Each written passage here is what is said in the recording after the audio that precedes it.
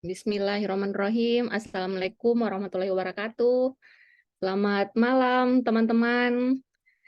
Hari ini kita akan lanjut ke materi yang kelima terkait dengan kontrak ya. Jadi kemarin kita sudah pelajari 4 modul sekaligus.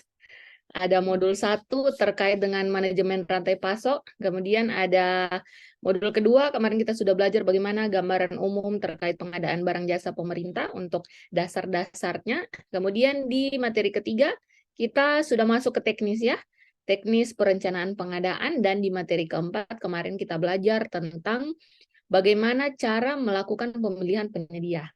Dari modul 1 sampai modul 4 kemarin, apakah ada yang ingin ditanyakan? Silakan Mbak Ika, Ibu Mimi, biar kita diskusi dulu sebelum lanjut ke materi 5. Apakah masih ada yang ingin kita bahas di sini? Atau sudah aman ini? Masih belum sih, Bu. Masih belum. Bagian mananya kira-kira Belum, Ibu Bu. Mbak Ika yang belum ini? Yang belum clear? Oh, udah untuk sementara aman sih, Bu. Yang Aman. materi 1 sampai 4 ya. Oke, aman ya. Oke, Ibu Mimi gimana? Aman juga? Sementara aman, Bu. Oke. Sementara aman. Sementara aman. Oke, nanti ketika kita lanjut di materi 5 ini, kemudian mungkin ada yang diingat di materi sebelumnya, bisa langsung raise hand ya. Kita langsung ke materi kelima kalau gitu. Jadi untuk materi kelima ini ya, merupakan materi teknis.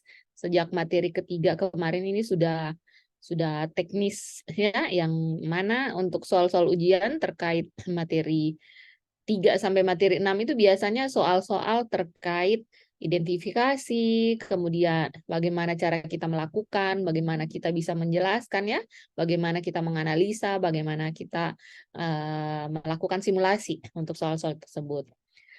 Jadi saya harapkan karena kita kemarin sudah di modul 2, kita sudah ada gambaran sedikit bagaimana proses kontrak itu sendiri. Di sini tinggal teknisnya ya, jadi kita akan masuk ke teknisnya, sehingga teman-teman saya harapkan bisa mencatat apabila ada hal-hal yang dianggap penting atau mungkin sering saya ulang-ulang, karena biasanya apa yang sering saya ulang itu biasanya ini kode kode untuk uh, yang ujian nanti gitu. Kurang lebih seperti itu, teman-teman pasti udah ngerti ya maksud saya. Nah, di materi kelima ini, jadi untuk sub pokok materi, kita akan membahas bagaimana itu pengertian dari kontrak pengadaan barang jasa pemerintah. Kemudian, seperti yang sempat saya share kemarin waktu dari modul kedua ya, dari materi kedua kemarin, bahwasanya PPK itu tidak bekerja seorang diri, tetapi dia akan dibantu ya, akan dibantu oleh timnya yang disebut dengan tim pengelola kontrak. Itu seperti apa tim pengelola kontrak, sebentar kita akan lihat. Kemudian juga tugas dari si PPK ini setelah menandatangani kontrak ya, tidak hanya sebatas selesai di situ saja ya, selesai di tahap perencanaan, selesai di tahap persiapan, selesai di tanda tangan kontrak apabila si pejabat pembuat komitmen ini ditugaskan atau ditunjuk sebagai pejabat penandatanganan kontrak. Tetapi dia memiliki kewenangan ya untuk mengendalikan kontrak tersebut sampai dengan serah terima hasil pekerjaan gitu. Kemudian di sini juga setelah proses serah terima hasil pekerjaan itu selesai, PPK ini masih ada tugas lagi untuk mengevaluasi kinerja dari si penyedia yang sudah berkontrak dengannya. Di sini juga yang kita akan membahas ya, bagaimana cara merumuskan kontrak, yang mana kontrak itu tidak dibuat pada saat akan ditandatangani, tetapi sudah dirumuskan ya, dirumuskan sejak awal gitu, sejak tahap persiapan pengadaan gitu. Di sini kita akan lihat seperti apa, terutama untuk yang poin ini, perumusan kontrak dalam bentuk kwitansi, bukti pembayaran, dan juga surat pesanan ini sering keluar di 10 nomor terakhir ya, yang pernah ujian mungkin pernah ketemu dengan soal ini. Itu sehingga teman-teman saya harapkan bisa menyimak dengan baik ya, terutama mencatat hal-hal yang paling penting, poin-poin penting pada saat kita membahas perumusan kontrak ini. Kemudian yang tidak kalah penting juga ini terkait resiko, juga bahan data yang dibutuhkan pada saat tahap pengelolaan kontrak pengadaan barang jasa pemerintah ini. Oke, kita mulai yang pertama ya. Untuk definisi, tujuan, dan juga para pihak yang terlibat di dalam kontrak pengadaan barang jasa pemerintah. Definisi dari kontrak itu sendiri ya, kalau menurut International Trade Center, bahwasanya kontrak ini merupakan sebuah perjanjian hukum antara dua pihak ataupun lebih yang bermaksud untuk membuat suatu hubungan resmi yang berlaku menurut hukum. Artinya, kontrak ini merupakan undang-undang ya, merupakan undang-undang bagi pihak-pihak yang mengikatkan diri di dalamnya. Sedangkan menurut pasal 1 Perpres 16 2018 beserta perubahan-perubahannya, bahwa kontrak itu merupakan perjanjian tertulis antara PA, KPA, ataupun PPK dengan penyedia barang, jasa, atau pelaksana swakelola. Jadi kalau di dalam pengadaan barang jasa pemerintah itu ada dua pihak yang terlibat, ya, ada pihak pertama, ada pihak kedua. Tidak ada pihak ketiga. Kita sering menyebut dengan pihak ketiga ya, ini bahasa hukum sebenarnya, bahasa secara umum. Tetapi kalau di dalam pengadaan barang jasa itu hanya dikenal pihak pertama dan juga pihak kedua. Pihak pertama itu kita sebut sebagai pejabat penandatanganan kontrak, sehingga yang bertanda tangan di situ bukan PA gitu ya, atau kuasa pengguna anggaran, tidak seperti itu. Tetapi dituliskan sebagai pejabat penandatanganan kontrak. Apakah itu si PA ya, atau didelegasikan ke KPA, atau mungkin didelegasikan ke pejabat pembuat komitmen. Karena menurut pasal 9, itu pasal 11 kalau saya tidak salah ingat, kewenangan pejabat pembuat komitmen ya untuk menandatangani kontrak itu sudah dicabut. Gitu. Sudah dicabut sehingga si pejabat pembuat komitmen itu tidak otomatis ya, tidak ketika ditunjuk sebagai seorang pejabat pembuat komitmen langsung punya kewenangan untuk tanda tangan kontrak, tidak seperti itu. Gitu. Karena dia akan menunggu pelimpahan kewenangan dari kepala dinasnya selaku pengguna anggaran ataupun dari kuasa pengguna anggaran. Sedangkan pihak kedua ini merupakan penyedia barang jasa. Nah, sehingga si kontrak ini, karena kita akan mengikatkan diri di dalamnya, gitu, antara kita sebagai pejabat penandatanganan kontrak dan juga si calon penyedia tadi ini, ya, maka isi kontrak ini merupakan pedoman, ya, pedoman, ketentuan, gitu, panduan, ya, petunjuk bagi kedua belah pihak ini untuk melaksanakan pekerjaan, gitu. Dia apa yang dilaksanakan di lapangan itu tentu saja harus berdasarkan kontrak, gitu ya. Kewenangan pejabat penandatangan kontrak, jadi tadi kita bisa melihat ada tiga, ya, ada tiga yang bisa ditunjuk sebagai pejabat penandatanganan kontrak. Yang pertama si PA, PA ini merupakan pejabat penandatangan kontrak, gitu. Karena sekarang aturan yang terbaru ini sudah disinkronkan dengan aturan perbendaharaan negara, ya, itu aturan-aturan keuangan, di mana seorang pengguna anggaran ini memiliki kewenangan ya untuk menandatangani bukti pembelian ya dan juga lain sebagainya seperti itu. Nah, apabila si pengguna anggaran mendelegasikan ya kewenangannya ini, sebagian kewenangannya kepada kuasa pengguna anggaran, maka si PA akan menjadi penanggung jawab kegiatan dan si KPA akan menjadi pejabat penandatanganan kontrak.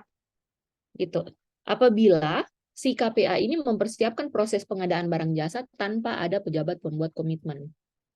Apabila ada pejabat pembuat komitmen, ya, kemudian ini akan didelegasikan, gitu. Artinya si KPA ini tidak merangkap sebagai PPK, sebagai pejabat pembuat komitmen, maka si PPK ini dapat didelegasikan, gitu. Dapat didelegasikan tugas, ya, sesuai yang tercantum di dalam pasal 11 Perpres 12 tahun 2021 gitu. Yaitu sebagai pejabat penandatanganan kontrak apabila mendapat pelimpahan kewenangan dari kuasa pengguna anggaran. Jenis dan bentuk kontrak dalam pengadaan barang jasa pemerintah. Jadi kontrak yang akan ditandatangani ini ada bermacam-macam jenisnya ya. Ada yang disebut dengan lumsum. Lumsum ini untuk barang, pekerjaan konstruksi, jasa lainnya, dan juga jasa konsultansi, baik konstruksi maupun jasa konsultansi non-konstruksi. Ada juga harga satuan, ya. Harga satuan ini berlaku untuk kontrak dengan jenis pengadaan barang, konstruksi ataupun jasa lainnya. Ada juga kontrak gabungan, ya, gabungan lumsum dan harga satuan. Ini untuk barang, konstruksi, dan juga jasa lainnya. Ada lagi kontrak payung. Kontrak payung ini untuk barang ataupun jasa lainnya, ya. Dan juga kontrak biaya plus imbalan. Kalau biaya plus imbalan ini bisa digunakan untuk barang, konstruksi, jasa lainnya. Dan juga kontrak putar kunci untuk pekerjaan konstruksi. Gitu. Sedangkan kalau jasa konsultansi itu ada namanya jenis kontrak dengan waktu penugasan. Nah, jadi jenis kontrak waktu penugasan ini hanya ada di pekerjaan jasa pengadaan jasa konsultansi. Gitu. Biasanya ini keluar di soal nomor 1 sampai 70. Gitu. Nanti kita akan lihat bagaimana nanti di try out untuk bentuk soal ini, ya. Nah, di sini teman-teman sebelum kita masuk ke bentuk kontrak ya, kita lihat di sini dulu biar saya bisa jelaskan sendiri sedikit ya. Jadi teman-teman untuk jenis kontrak tadi ini, teman-teman ini bisa melihat ya, jadi bisa sambil membuka ininya apa modulnya supaya bisa kita kasih tanda ya. Jadi kita kasih tanda untuk ininya halamannya. Coba saya lihat dulu. Sini kayaknya.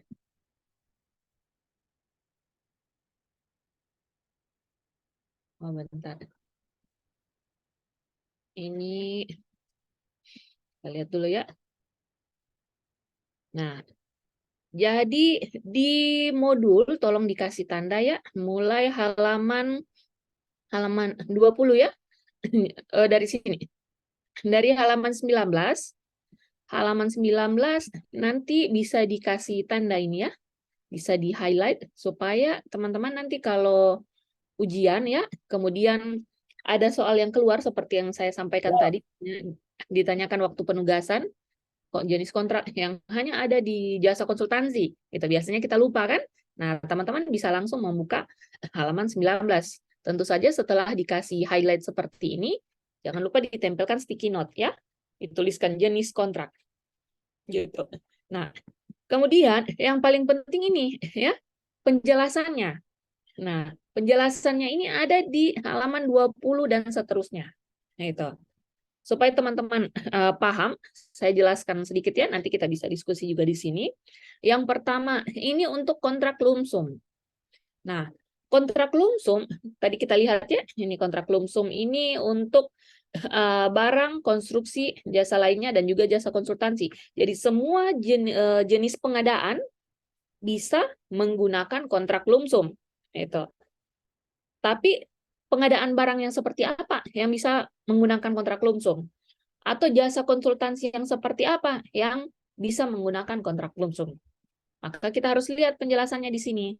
Ini untuk barang, konstruksi, jasa lainnya, penjelasannya, ruang lingkup, ya, waktu pelaksanaan dan produk keluaran dapat didefinisikan dengan jelas.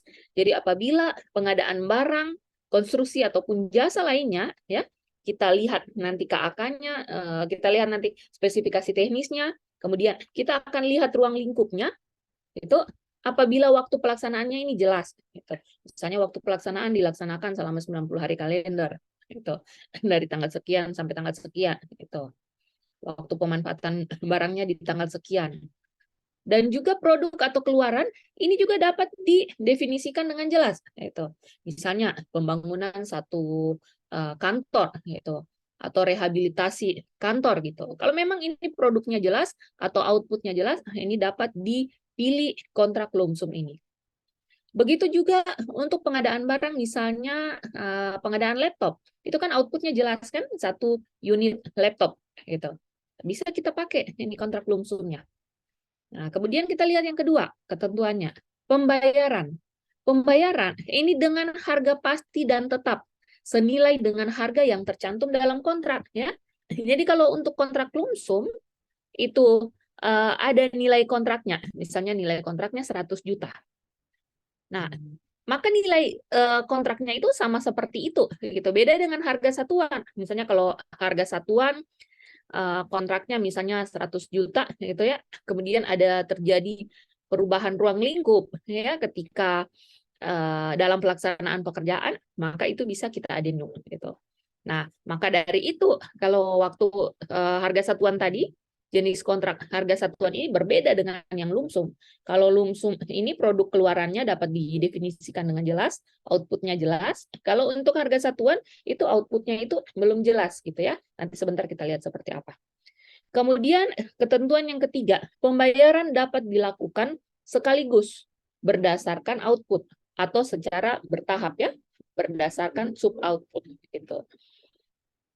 Semua risiko sepenuhnya ditanggung oleh penyedia. Nah, ini kemarin yang sempat saya ceritakan ketika saya ada temuan untuk pengadaan website ya.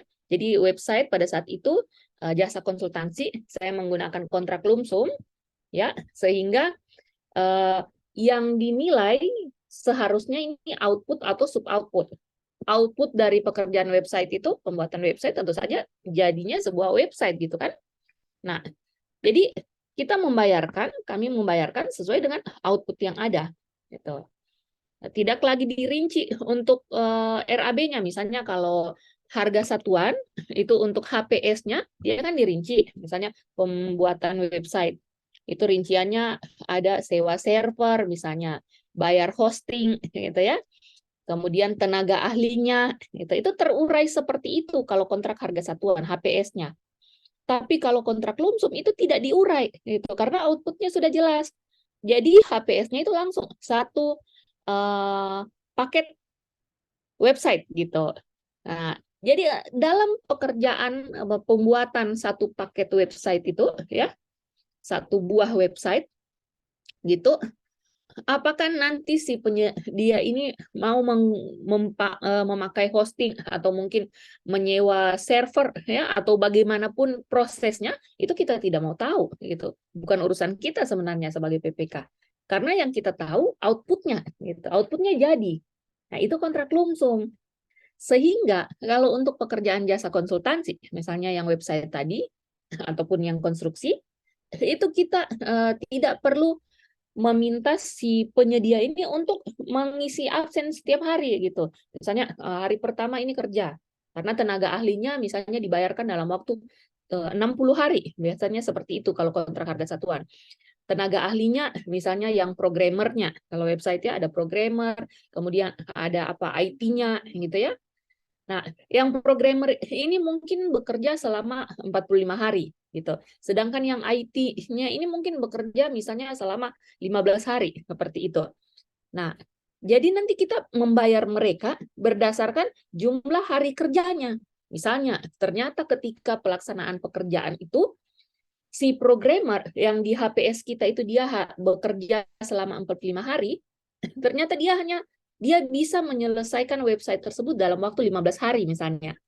Kita hanya bayar 15 hari gitu, bukan 45 hari. Ya, sehingga kontraknya akan kita adendum sesuai dengan waktu pengerjaan mereka. Tapi itu kalau harga satuan, kalau lumsum tidak seperti itu. Mau si programmer tadi kerjakan itu 1 hari langsung jadi websitenya itu tidak masalah. Karena kita output base ya, berdasarkan output kita bayar gitu. Seperti itu. Nah, ini kemarin yang jadi perdebatan antara saya bersikeras pada saat itu dengan auditor dari BPK. Nah, jadi seperti itu teman-teman kondisinya. Nah, jadi teman-teman harus tahu kalau lumsum ya itu seperti yang saya ceritakan tadi. Misalnya mereka bekerja si tenaga ahli ini dalam waktu singkat itu tidak masalah gitu. Jadi ketika mereka mendapatkan untung yang lebih misalnya, itu tidak masalah, itu hak mereka gitu ya. Ketika mereka mendapat rugi, misalnya ketika mengerjakan ini mereka akan rugi. Nah, itu bukan urusan kita juga. Gitu. Yang jelasnya kita tahu outputnya harus selesai. Itu kalau kontrak lumsum. Karena semua risiko sepenuhnya ditanggung oleh penyedia dan berorientasi kepada keluaran. Jadi kita tidak lihat lagi prosesnya, bagaimana cara dia membuat itu, kita tidak lihat lagi. Kita lihat yang penting jadi produknya, jadi outputnya, itu tercapai outputnya. Contoh pekerjaan lumsum ini misalnya pekerjaan konstruksi sederhana. Kalau konstruksi sederhana ini kan tidak banyak perubahan ruang lingkup nanti pekerjaannya kan, itu berbeda dengan pekerjaan konstruksi yang secara umum, itu ya. Misalnya pembangunan tanggul, itu kan biasanya terjadi perubahan ruang lingkup ya, Kalau tanggul itu kan ketika kita bangun, kita sudah rencanakan misalnya tanggul yang akan dibangun, ini kita ukur sepanjang 100 meter. Tapi ini belum pasti, ya, belum pasti ruang lingkup. Kenapa belum pasti? Karena bisa saja, ya, panjang tanggul yang 100 meter ini nanti terjadi longsor atau terjadi pergeseran tanah mungkin, sehingga nanti panjangnya itu akan berkurang, gitu. Berarti belum pasti kan? Jangan gunakan kontrak lumsum di situ. Itu kita pakai kontrak yang harga satuan. Tapi kalau konstruksi sederhana, itu biasanya tidak terjadi perubahan ruang lingkup, sehingga kita dapat menggunakan jenis kontrak lumsum. Kemudian contoh pekerjaan kedua adalah pekerjaan konstruksi terintegrasi, ya. Pengadaan peralatan kantor. Peralatan kantor ini biasanya kan tidak ada perubahan, ya. Jadi kita bisa gunakan kontrak lumsum. Tapi kalau peralatan kantornya, misalnya kita tetapkan ini nanti kita butuh peralatan kantor di tahun depan, ya.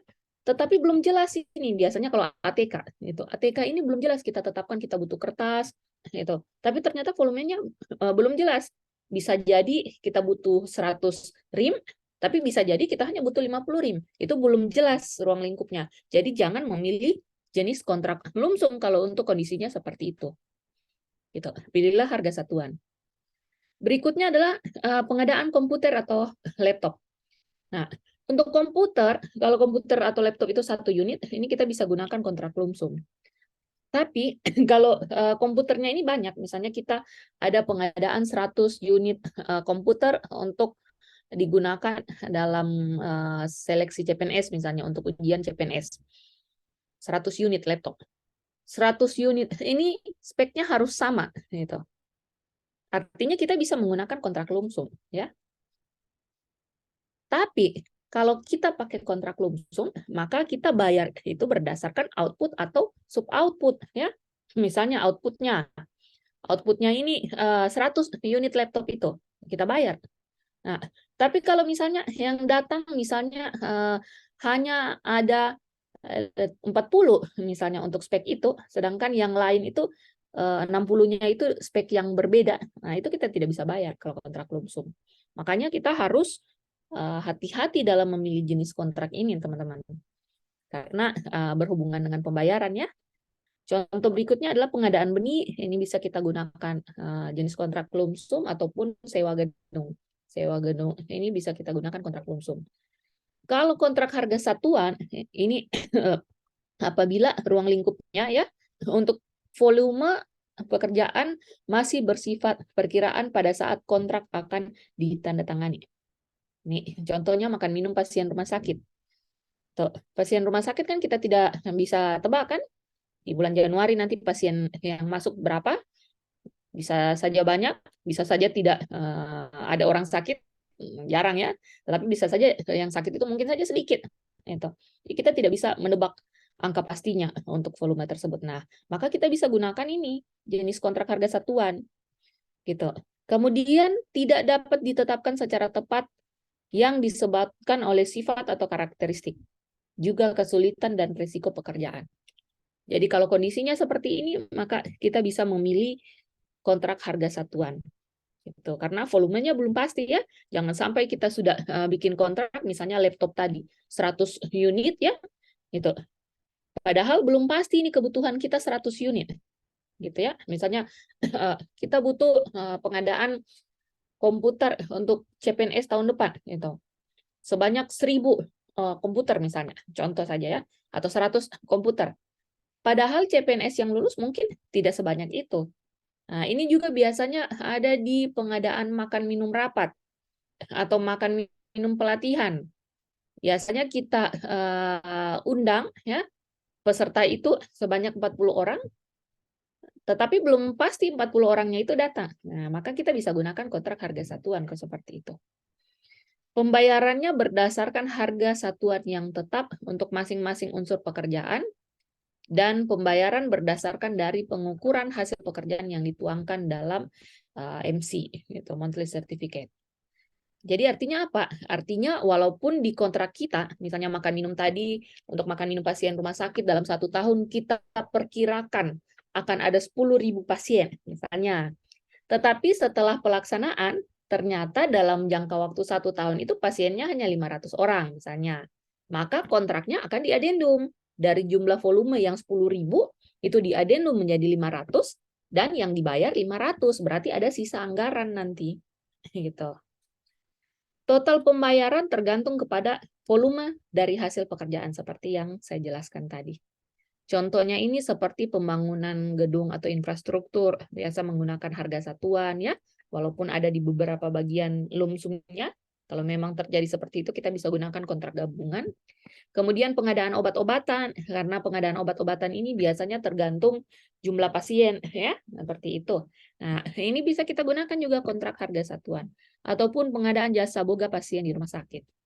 Kalau kontrak gabungan lumsum dan harga satuan, tentu saja di dalam satu pekerjaan itu ada bagian lumsumnya, ada bagian harga satuannya. Misalnya pekerjaan konstruksi.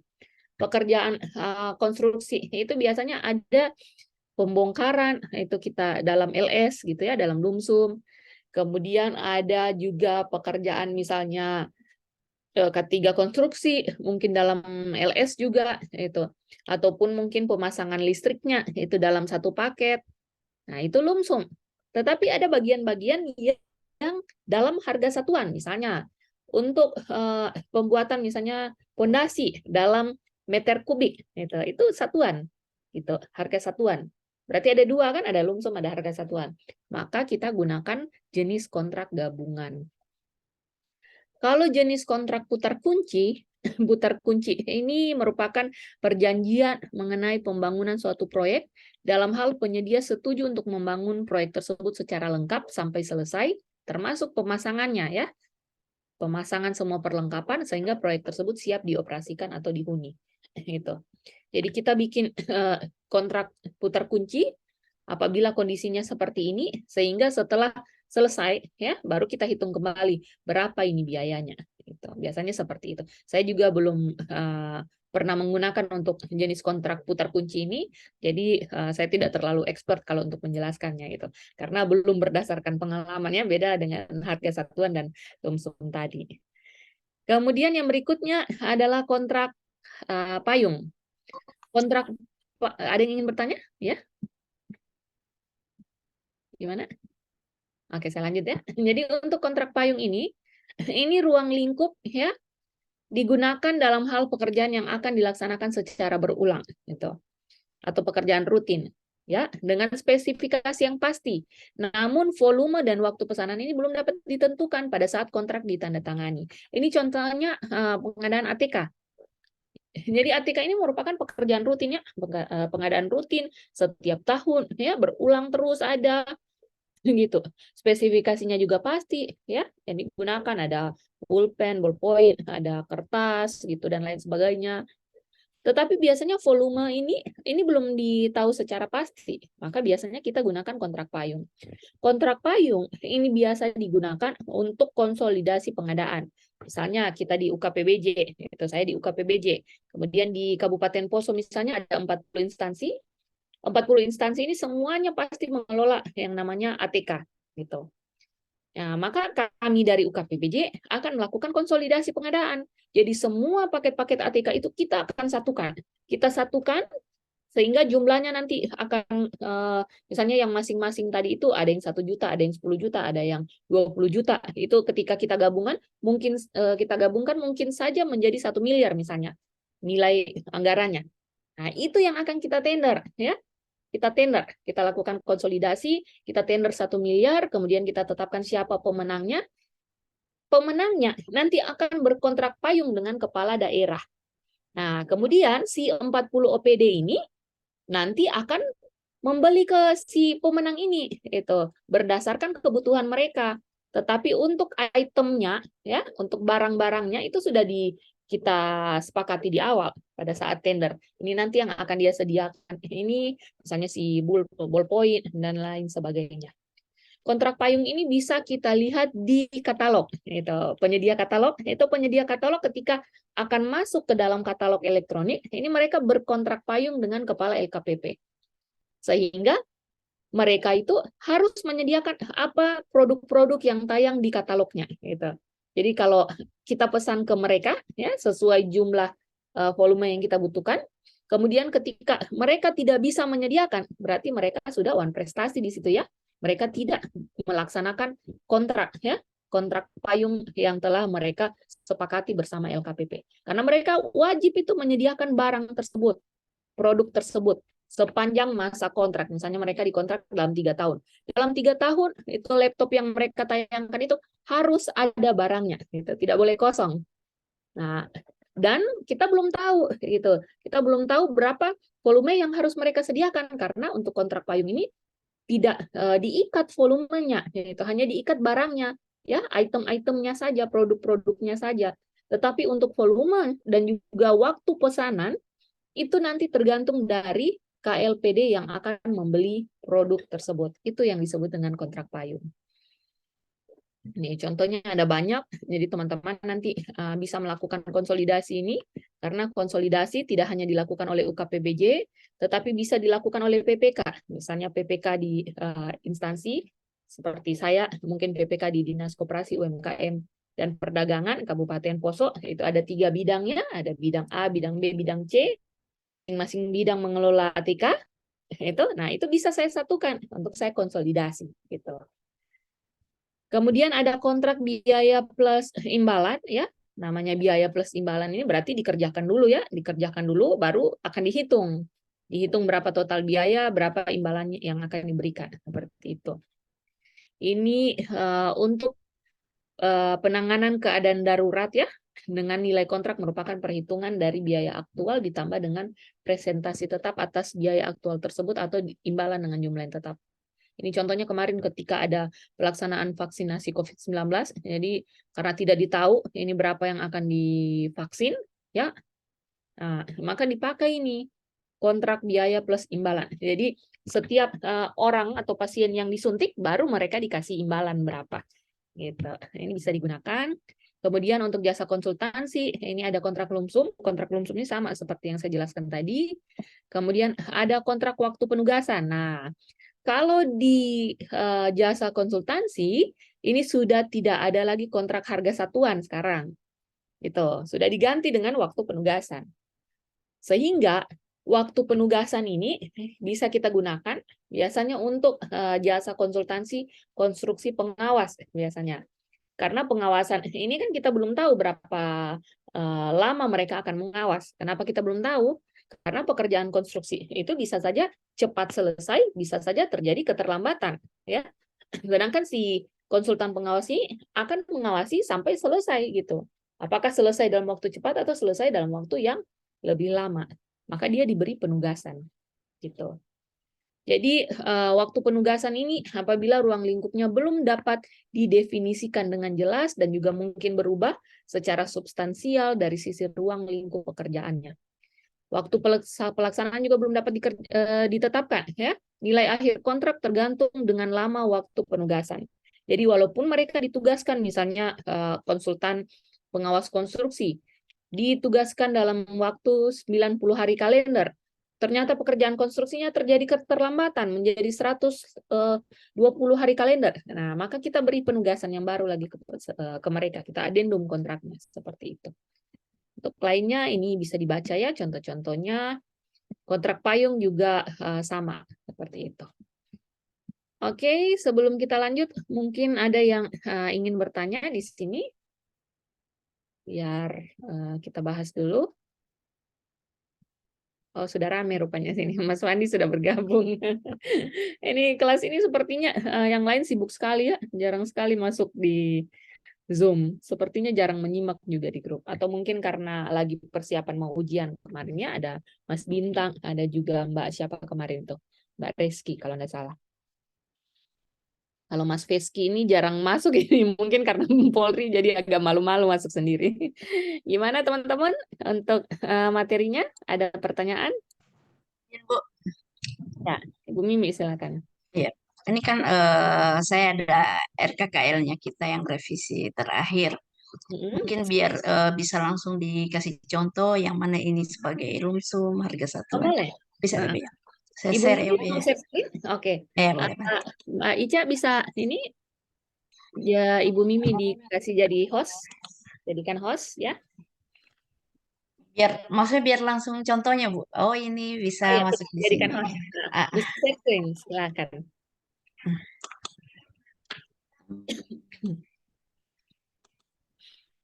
Ya, sudah muncul ya, Bu. Muncul.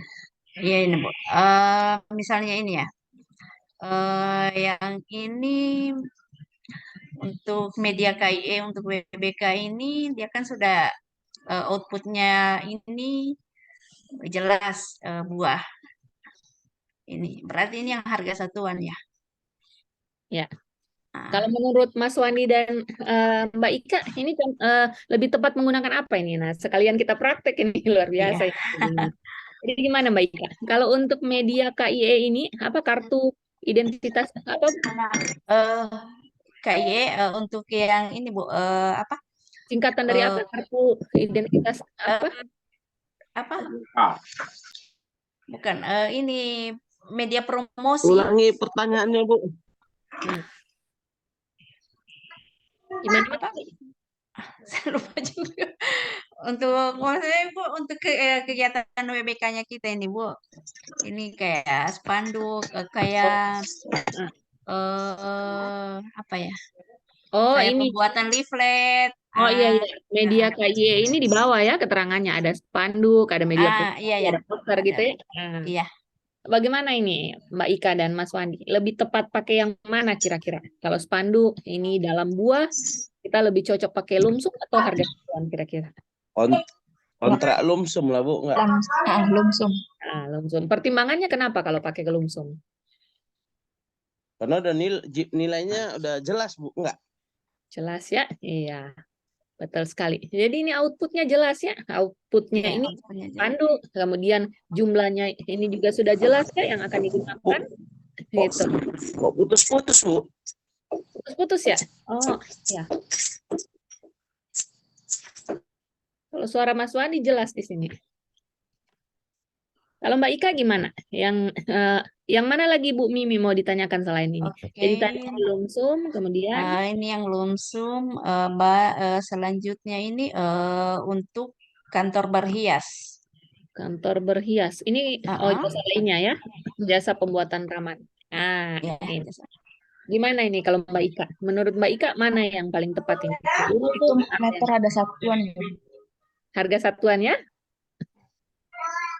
Harga satuan. Pertimbangannya kenapa Mbak Ika pakai harga satuan? Dia lebih ke apa kayak meter gitu kali ya. Gimana? Ada meteran-meteran gitu jadi apa lebih ke volume pekerjaannya. Iya. Oke. Jadi karena ada dalam meter persegi ya. Nah, Ya. dalam meter persegi jadi tergantung ini dari si usernya. Usernya nanti kalau merasa ini outputnya ini sudah sesuai ini 35 meter persegi tidak akan berubah gitu. Nah, Ya. bisa pakai lumsum, tapi kalau pakai lumsum mungkin volumenya ini bisa dalam satu paket saja gitu. Karena ini volumenya ini dalam meter persegi, jadi baiknya kita pakai harga satuan gitu. Mungkin ke depannya ini bisa dirubah volume jadi satu paket. Jadi satu paket jasa pembuatan taman gitu. Sehingga nanti di HPS-nya itu tidak diurai. Pembuatan tamannya nanti harus ada bunga ini, Iya. harus Berarti harusnya ini ya, lumsum ya, Bu. lumsum tapi volumenya nanti dirubah dalam Volume satu dirubah, paket. satu paket. Itu disesuaikan jadi satu paket. Ya sih, kalau begini resikonya nih gampang jadi temuan, Bu ya. Iya. Karena maksudnya dalam satu meter taman itu harusnya kalau dia harga satuan begini berarti satu meternya itu harus ada misalnya ada bunga, ada pot bunga, Iya. ada ini dikalikan 35 seperti itu. Iya. Berarti dari penyusunan perencanaannya dia ini, Bu ya. Ya. Yang Jadi harus 250.000 itu terdiri dari apa saja gitu. Misalnya ada iya. bunga atau ada apa. Itu kan setengah mati kita sulit untuk kita definisikan kan seperti itu. Nah, lebih bagus kalau satu paket gitu. Jadi Oh iya.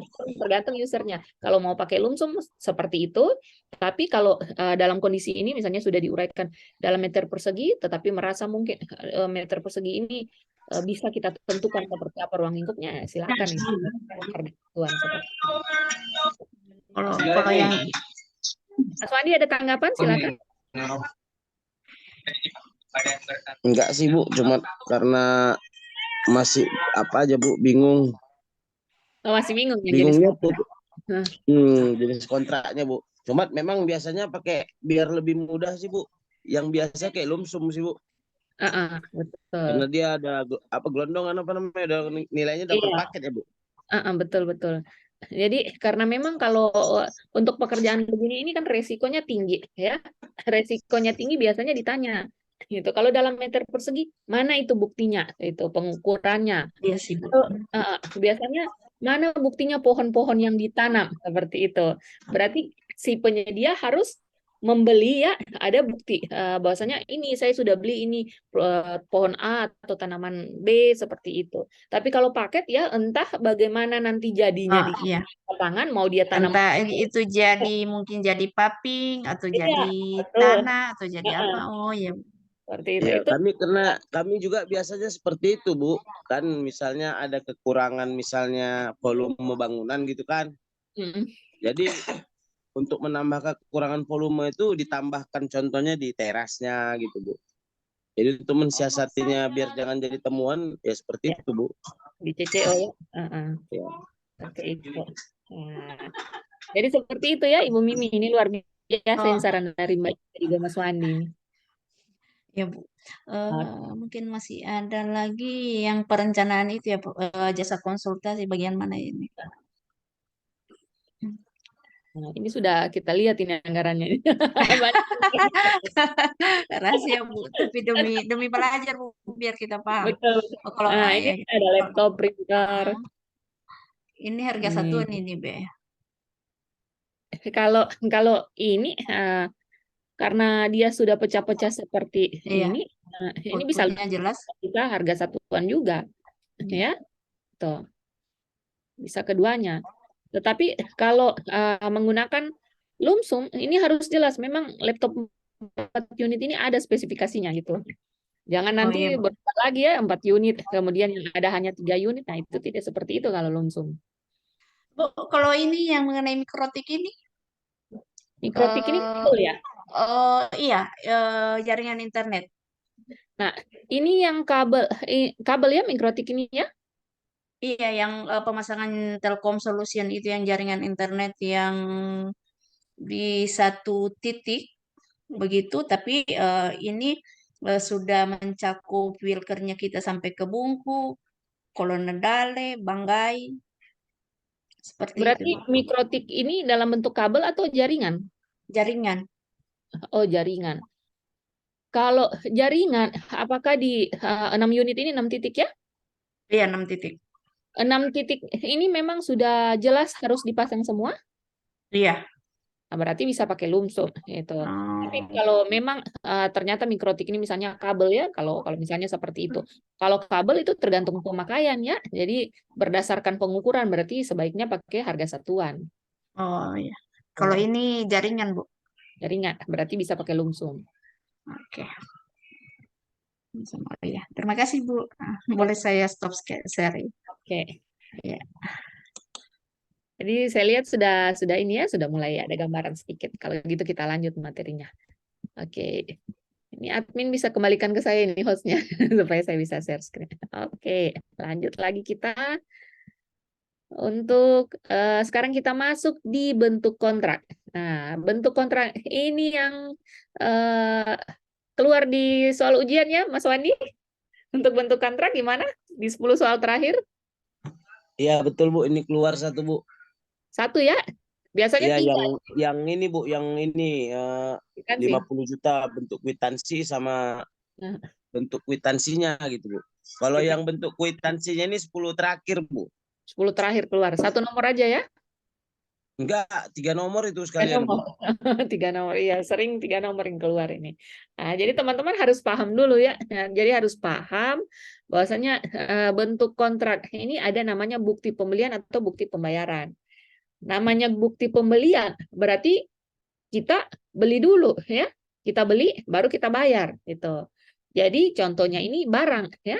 Barang. Konstruksi ini tidak bisa kita kategorikan seperti itu. Kenapa? Nanti sebentar saya jelaskan ya. Nah, kemudian bukti pembayaran. Bukti pembayaran berarti yang kita bayar ini adalah jasa. Dalam hal ini jasa lainnya. Ya, jasa konsultansi. Jasa konsultansi ini tidak bisa kita gunakan ini bukti pembayaran. Kenapa? Nanti sebentar saya jelaskan. Lanjut lagi, kwitansi. Kwitansi ini untuk sama seperti yang bukti pembelian atau bukti pembayaran tadi, ya. Ini untuk barang ataupun jasa lainnya, tetapi nilainya sampai dengan 50 juta. Kalau bukti pembelian atau bukti pembayaran tadi hanya bisa digunakan sampai dengan 10 juta. Jadi kalau ada mau beli laptop misalnya harga 9 juta, nah cukup pakai ini bukti pembelian saja dari toko. Tidak perlu buat SPK gitu ya. Begitu juga kalau ada mungkin sewa, mungkin ada untuk honor satpam mungkin atau tenaga yang lain, atau kita mau minta tolong dibuatkan perencanaan, tadi ada pekerjaan jasa taman ya, ada taman, kemudian kita minta tolong mungkin orang teknik sipil atau arsitek untuk menggambar desain taman tersebut, kemudian kita bayar misalnya 3 juta, nah itu cukup pakai bukti pembayaran saja, tidak perlu pakai SPK. Gitu. Nah, begitu juga dengan kwitansi, ya. Tetapi SPK, ya, SPK ini kita akan gunakan di konstruksi dan juga jasa konsultansi, mulai nilai yang paling rendah, paling kecil sampai dengan 200 juta untuk konstruksi, ya. Sedangkan untuk jasa konsultansi sampai dengan 100 juta. Kenapa jasa konstruksi dan juga konsultansi harus pakai SPK, tidak bisa pakai kwitansi ataupun bukti pembelian, ya? Itu karena ada hak dan kewajiban, ya, yang harus diatur di dalam klausul kontrak gitu. Nah, jadi seperti itu teman-teman. Jadi kalau tadi minta desain taman misalnya, tetapi kita masukkan ke bukan jasa lainnya, ya, misalnya kita harus pakai jasa konsultansi, nah itu kan ada hak dan kewajibannya, jadi ada klausul kontraknya. Begitu juga konstruksi, misalnya untuk mebeler itu biasanya kalau kita beli jadi, ya. Nah, itu bisa kita dengan nilai 50 juta misalnya, beli meja di toko nilai 50 juta, itu kan langsung jadi, langsung ada. Itu kita pakai kwitansi ataupun bukti pembelian misalnya kalau anggarannya sesuai. Karena sudah ada.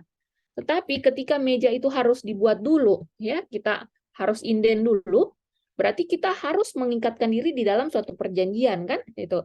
Ada syarat-syaratnya, gitu. Misalnya syaratnya nanti akan dibayar kalau sudah selesai 100%. Itu kan ada syarat di situ. Berarti kita harus menggunakan SPK. Karena SPK itu ada klausul kontraknya. Gitu. Surat perjanjian ini untuk tender ataupun seleksi. Ya. Jadi kalau tender itu untuk barang konstruksi jasa lainnya nilainya di atas 200 juta. Dan seleksi itu untuk jasa konsultansi dengan nilai di atas 100 juta.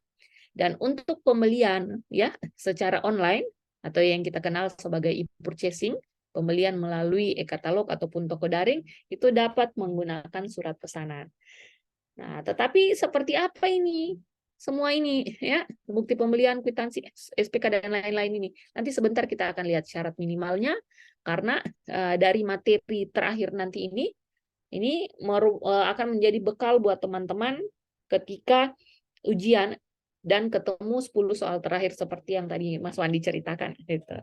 Jadi harus tahu dulu setiap bentuk kontrak ini syarat minimalnya itu seperti apa, supaya nanti kalau ketemu di soal, nanti saya contohkan juga bentuk soalnya kira-kira seperti apa. Ini nanti teman-teman akan izin bertanya, Bu. Iya, Mas Wandi. Bu, izin, Bu. Iya, silakan. Ini kan pembelian SPK ini kan 50 juta ke atas sampai 200. Ya kan? Untuk Ya. bentuk barang. Sama dengan apa boleh sekarang digunakan, Bu? Kan sekarang kita sudah pakai apa namanya? Apa yang ini, Bu? Apa namanya? Bila pengadaan. Belanja elektronik. Yang marketplace itu ya, Bu? Melalui e-katalog, Bu. Iya. Emang masih bisa lagi, Bu, kalau ini? Kalau e-katalog bisa pakai surat pesanan. Iya, makanya ini kan Ibu buat di sini kan, ini kan cuma apa aja ya, Bu, sharing, Bu. 50 juta, 900 juta, apa memang ada lagi boleh, Bu, di luar dari e-katalog, Bu? Pembelian langsung, misalnya ya, kan pengadaan langsung itu kan untuk barang konstruksi jasa lainnya nilainya sampai dengan 200 juta, ya, pengadaan langsung. Tetapi ya, untuk nilai yang sampai dengan 50 juta itu bisa dilakukan melalui pembelian langsung. Maksudnya itu langsung kita beli ke toko. Itu boleh, tapi batasannya sampai dengan 50 juta. Maka ketika kita lakukan pembelian langsung, maka kita bisa gunakan bukti pembelian atau bukti pembayaran ataupun kwitansi. gitu. Yang bisa dilakukan pembelian langsung, Oke. pembayaran langsung hanya barang atau jasa lainnya, konstruksi tidak bisa. Gitu. Kalau yang surat pesanan e-purchasing ini kan surat pesanan tidak ada keterangan mengikat harganya dari berapa sampai berapa. Berarti artinya dari nilai terkecil sampai terbesar bisa lewat surat pesanan ini, Bu ya? Betul, apabila dilaksanakan melalui pembelian secara online, itu menggunakan Iya. Oh ya, baik, Bu. Oke, Mas Wandi, sepertinya belum puas ini, silakan. Enggak, maksudnya kan Bu, yang Agak putus-putus kayaknya suaranya. apa masih boleh Bu kita beli barang yang berjumlah dengan harga tapi di luar dari- Maaf Mas, putus-putus Mas Wandi. Gimana? apa masih diperbolehkan kita membeli barang dengan nilai 100 juta tapi di luar e-katalog? Pembelian langsung dengan nilai Iya 100. Bu. Oh, tidak bisa, batasannya 50 juta. Kalau di atas Oh 50 berarti juta, berarti yang undang, SPK ya? ini Bu. Ah, Berarti maksud saya Bu, ah. ini yang SPK ini berarti udah nggak ini lagi ya Bu dengan surat perjanjian barang ini ya. Berarti udah nggak boleh lagi ya Bu, yang warna pink sama yang warna hijau di bawahnya. Iya, jadi kalau untuk barangnya bukan dibeli Barang. langsung ke toko misalnya, ya, tetapi diundang gitu. Melalui Diundang itu bisa menggunakan SPK itu. Atau kalau biasanya kita biasanya kalau di pengadaan pakai best practice biasanya seperti itu ya. Walaupun di ketentuan SPK ini untuk barang jasa lainnya nilainya di atas 50 juta ya, itu. Tapi kalau untuk barang ya, barangnya ini misalnya meja tadi, tetapi meja ini harus dibuat dulu. Itu. Ada proses ya. Jadi kita harus ikat si penyedia ini kan gitu. Jangan sampai kita pesan, tetapi kita pesan tidak ada ikatan gitu. Tidak ada ikatan, biasanya ketika kita sudah mau pakai barangnya, dia bilang, "Oh, kan saya tidak tahu kalau ini sudah dipesan." gitu. Makanya kita harus ikat dalam kontrak kan? Nah, jadi bisa kita gunakan SPK walaupun nilainya misalnya hanya 50 juta gitu. Tetapi barang itu harus dibuat ya, harus dibuat terlebih dahulu, maka kita bisa gunakan SPK gitu.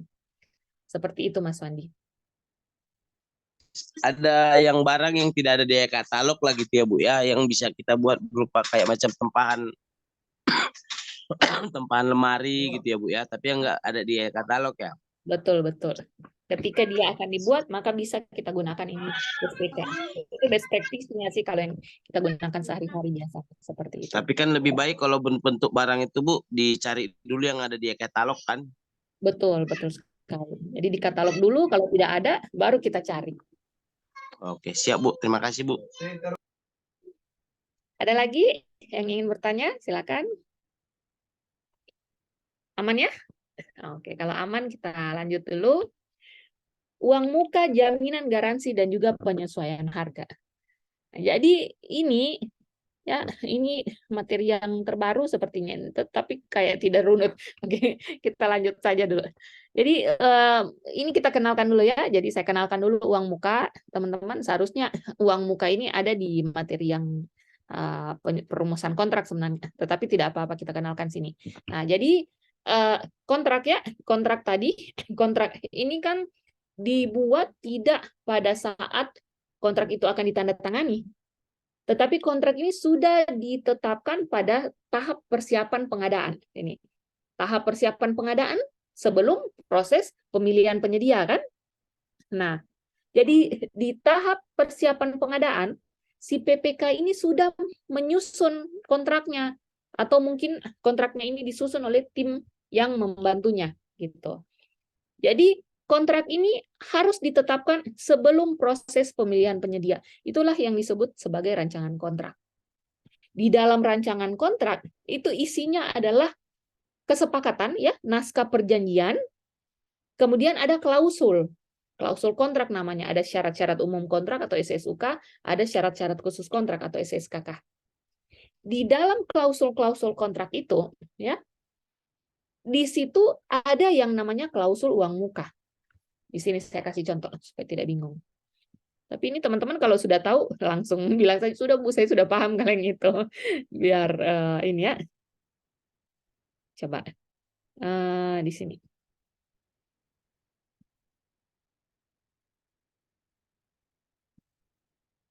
Bentar. Ini saya kasih contoh dulu. Nah, di sini. Jadi seperti inilah rancangan kontrak, teman-teman. Rancangan kontrak itu isinya ini, naskah perjanjian ya. Jadi ada naskah perjanjian yang harus diisi. Ini ada judul kontrak, ada nomor kontrak itu belum diisi, ada tanggal kontrak juga belum diisi ya. Kemudian para pihak juga belum diisi. Kalimat pembuka ini bisa diisi kecuali nomor SPPBJ dan lain-lain karena kita belum sampai di tahap tanda tangan kontrak ya. Ini masih di tahap persiapan pengadaan, maka ini tidak perlu diisi nomor-nomornya.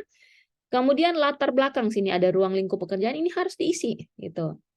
Harus diisi dengan jelas karena inilah yang akan dilihat oleh pokja pemilihan. Nih, untuk mereka bisa menetapkan metode-metode yang kemarin itu, metode pemilihan, ya, metode evaluasi penawaran, metode kualifikasi. Ini mereka harus lihat di sini dulu gitu. Kemudian jenis kontrak. Ini jenis kontrak yang sudah harus kita pilih. Gitu. Sehingga nanti ketika proses pemilihan penyedia, yang akan menawar si peserta tender ini akan melihat, oh nanti si PPK ini menggunakan jenis kontrak lumsum. Gitu. Berarti kita harus berpikir, itu nanti bisa saja kita tidak dibayar karena tidak sesuai output. Jadi seperti itu tujuan penyusunan rancangan kontrak. Kemudian ada bagian penutup. Nah, setelah itu ada klausulnya. Ini namanya syarat-syarat umum kontrak. Syarat-syarat umum kontrak ini berisi penjelasan, ya, penjelasan atas klausul-klausul yang akan diperjanjikan. Misalnya ada klausul definisi. Di sini menjelaskan tentang apa itu PA, siapa itu PPK, ya. Kemudian ini kemitraan, nilai kontrak itu apa, itu HPS itu apa. Kemudian penerapannya, bahasa dan lain sebagainya. Gitu. Setelah syarat-syarat umum kontrak, ada namanya syarat-syarat khusus kontrak. Syarat-syarat khusus kontrak ini merupakan penjelasan dari syarat-syarat umum kontrak tadi. Misalnya sini ada klausul nomor 4. Nih, ini penjelasan dari klausul SSUK gitu ya. Coba kita lihat yang nomor 4. Nomor 4 di sini perbuatan yang dilarang dan sanksi. Coba kita kembali ke SSKK. Perbuatan yang dilarang atau sanksi. Nah, supaya si calon penyedia nanti ketika proses tender dia bisa lihat nanti kalau saya sudah kontrak ini yang tidak boleh saya lakukan seperti itu. Apa konsekuensinya? Nah, di sini kita atur gitu ya, kita harus isi ini supaya mereka bisa baca, mereka bisa lihat. Oh, nanti seperti ini kalau perbuatan yang dilarang itu mereka lakukan, ini dikasih sanksi. Misalnya, sanksinya jaminan pelaksanaan dicairkan dan disetor ke siapa? Gitu, kas negara atau kas daerah. Kalau APBN tentu saja kas negara ya, kalau untuk APBD kas daerah. Kemudian korespondensi. Korespondensi ini bisa dituliskan dengan jelas. Satuan kerja pejabat penandatanganan kontrak di mana? Kemudian siapa itu pejabat penandatanganan kontrak? Di sini ditulis gitu. Jadi nanti si calon penyedia akan tahu itu. Sedangkan penyedianya ini masih kosong karena kita belum tahu kan siapa yang akan jadi penyedia. Kemudian klausul nomor 7 sini, angka 7. Wakil sah para pihak. Nah, di sini diisi ya, misalnya untuk pejabat penandatanganan kontrak, wakil sahnya misalnya pengawas lapangan, itu siapa? Nah, kemudian sini ada pengalihan dan lain sebagainya. Di sini juga ada klausul untuk mana ya? Uang muka. Mana uang mukanya ini? Ah, ini. Pembayaran, ada klausul pembayaran. Ya. Klausul pembayaran, nah sini saya kasih besar ya. Klausul pembayaran di sini ada, ini penjelasan dari SSUK tadi. Jadi di pasal ininya, di klausul 591A, ya, ada pekerjaan pengadaan barang ini dapat diberikan uang muka, ya atau tidak.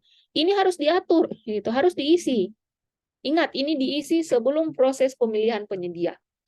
Sehingga nanti kalau proses pemilihan penyedia sudah tender, kemudian saya pokmilnya misalnya ya, Kemudian Mas Wandi calon penyedianya, Mas Wandi nanti akan lihat ya. Akan lihat ini kontraknya ternyata tidak akan diberi uang muka. Nah, Mas Wandi akan berpikir, aduh ini nilai kontrak 10 miliar, tidak dikasih uang muka, aduh saya tidak punya modal untuk mengerjakan pekerjaan ini. Akhirnya saya mundur. Gitu. Nah, ini tujuannya, ya.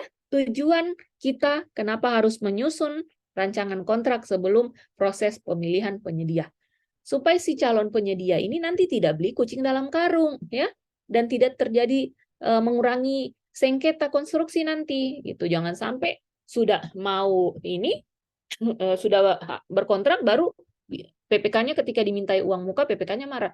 Saya tidak kasih uang muka, kenapa minta-minta uang muka? Gitu, tidak terjadi seperti itu, ya. Seperti kemarin ada yang kasus yang viral di TikTok itu, ini sudah mau nikah 4 hari, ternyata si calon pengantin perempuan itu minta lagi sertifikat rumah. Nah, itu kan tidak sesuai kan, akhirnya dibatalkan gitu, bersengketa. Akhirnya sekarang heboh di TikTok, masing-masing membela diri gitu. Seperti itu. Nah, supaya tidak terjadi kasus-kasus seperti itu, ya saling bersengketa, akhirnya saling melapor ke kejaksaan, ke APH. Jadi disusun ini rancangan kontrak supaya rancangan kontrak ini akan menjadi dasar bagi si pokja pemilihan dalam menyusun dan menetapkan dokumen pemilihan dan akan menjadi pedoman bagi si calon penyedia untuk menyampaikan penawaran. Supaya dia lihat ini paketnya ini saya tidak tertarik, gitu. Tidak usah saya menawar, gitu ya. Nah, di sini ada, sini jelas. Kemudian setelah uang mukanya diberikan ya atau tidak, kalau dipilih ya, berarti mau dikasih uang muka. Di sini ada klausul penjelasan lagi. Uang muka diberikan sebesar berapa persen. Nah, ini yang harus kita tahu ya. Berapa persen uang muka yang bisa kita berikan? Ketentuannya ada di sini, gitu. Jadi untuk uang muka batasannya atau besarannya apabila nilai pagu anggaran ini lebih besar dari 15 miliar, artinya pekerjaan itu untuk usaha non kecil, ya. Maka besaran uang muka paling banyak 20%. Gitu. Kalau untuk kontrak tahun jamak, paling banyak 15%. Sedangkan untuk UMKK, ya, UMKK dengan nilai pagu anggaran di atas 50 juta, sampai dengan 200 juta, ini di atas minimal 50% ya, jadi 50% ke atas. Gitu. Kenapa di bawah 50 juta tidak ada? Karena 50 juta kan bisa dilakukan pembelian langsung tadi kan, jadi tidak perlu uang muka, langsung dibeli, langsung bawa pulang barangnya. Gitu. Kalau untuk nilai pagu anggaran di atas 200 juta sampai dengan 2,5 miliar, ini paling kurang 30%. Dan untuk nilai pagu anggaran di atas 2,5 miliar sampai dengan 15 miliar, ini paling tinggi 20%. Jadi teman-teman karena sudah tahu ini ketentuannya, ya, maka untuk klausul tadi ini sudah bisa diisi. Ya. Ini sudah bisa ditahu nanti berapa persen. Gitu. Dengan melihat nilai kontrak dulu, nilai pagu dulu. Gitu ya, bukan nilai kontrak, nilai pagu. Karena ini belum pemilihan penyedia kan, berarti belum ada nilai kontrak, masih ada nilai pagu saja ataupun nilai HPS. Seperti itu teman-teman. Ada pertanyaan? Silakan sebelum kita lanjut terkait dengan uang muka.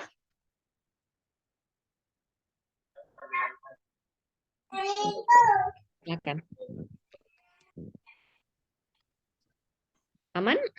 Kegunaan uang muka. Kegunaan uang muka. Jadi uang muka ini kita berikan ya tentu saja untuk membantu si penyedia itu supaya pekerjaan bisa terlaksana dengan baik. Tetapi uang muka ini hanya diberikan untuk mobilisasi alat maupun material seperti itu.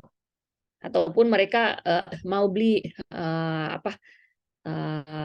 materialnya itu untuk dimasukkan ke dalam lokasi pekerjaan itu bisa diberikan. Kemudian uang muka ini misalnya kita kasih tadi ketentuannya misalnya 30%. Kita kasih 30%. Tetapi ketika si penyedia nanti ketika dia mau minta uang muka, Bu, PPK saya minta uang mukanya dong 30%.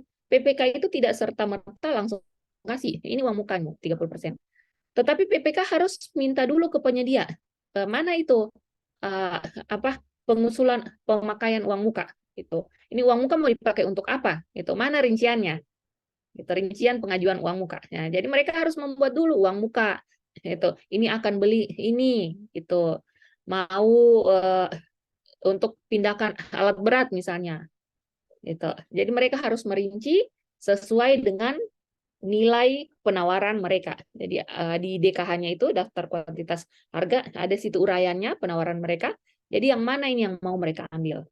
Gitu. Tentu saja namanya uang muka ini berarti diberikan di awal hanya untuk pekerjaan awal saja gitu ya. Jangan sampai pekerjaan yang akhir finishing itu mereka minta untuk beli cat. Nah, itu tidak bisa kita berikan gitu ya. Seperti itu Mas Wandi. Dan juga uang muka ini bersifat pinjaman ya teman-teman. Jadi kalau mereka minta ke kita misalnya 30%, maka mereka harus mengembalikan nanti uang muka itu. Kapan mereka kembalikan? Ketika kita akan membayar prestasi pekerjaan. Misalnya pekerjaannya sudah 30%, di kontrak kita atur.